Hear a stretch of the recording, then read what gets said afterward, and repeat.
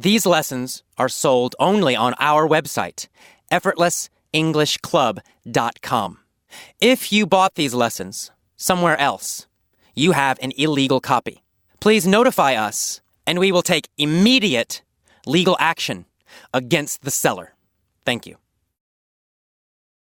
Hello, welcome to the vocabulary for the Introduction to Power lessons. Let's start. Okay, let's talk about our first word is linguistic. Linguistic. Linguistic means related to language or about language. It's an adjective. So, linguistic factors. I mentioned linguistic factors. A factor is an element. For example, it's a piece of something. So, linguistic factors means elements about language, elements related to language. Or even more simply, things. Things related to language.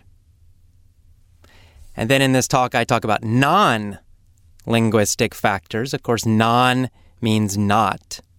It's negative. So non-linguistic factors means things not about language.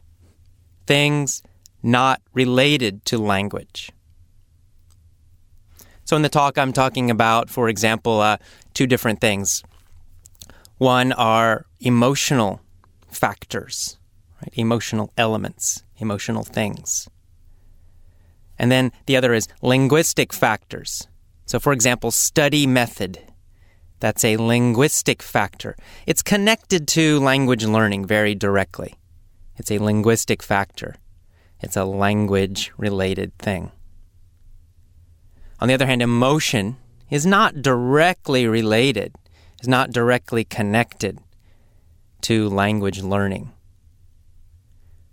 At least most people don't think so. So it's a non-linguistic factor. All right, great. So that's linguistic and factor. Let's talk about next subconscious. I mentioned the word subconscious. Sometimes you hear the word unconscious is another synonym for that. But subconscious means something that is under your normal thinking. So for example, if you're quite hungry, suddenly you find that you're hungry, but you're busy, you're thinking about something else. You're reading a book, but kind of under your thinking, you have this idea, I'm hungry, I'm hungry, I'm hungry. It's not a conscious thought. It's not a strong, direct thought. It's not at the top of your brain. Okay, sub means under or below.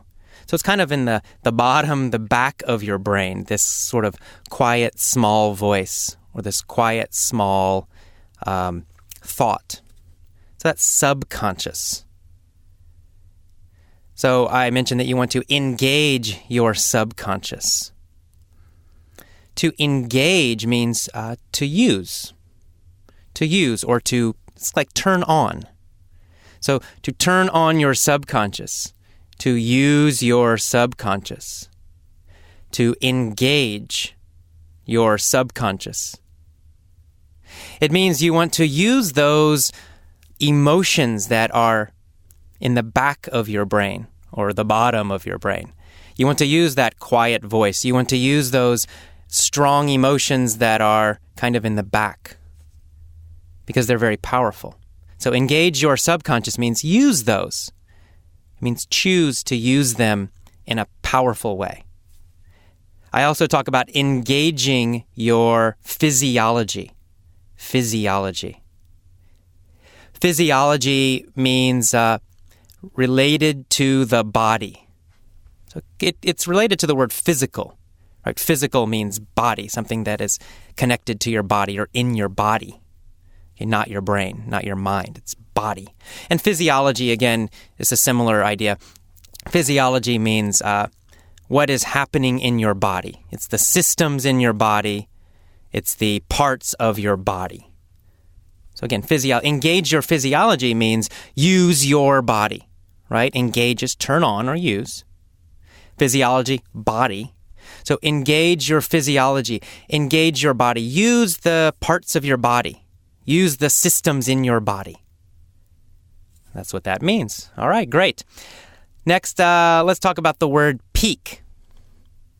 So peak I mentioned in the main story. Peak means top.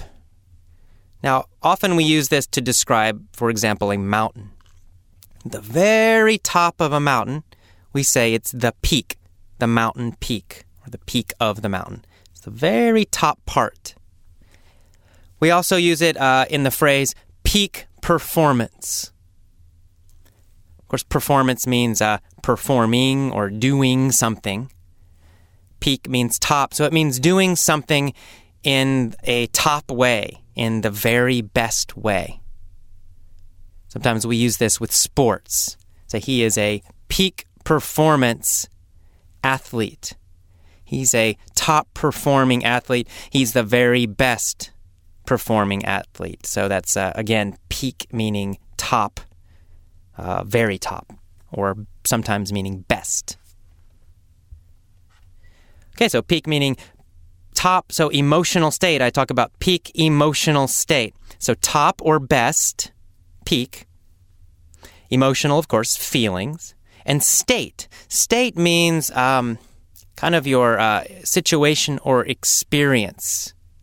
So an emotional state means it's the general emotional feeling you have right now.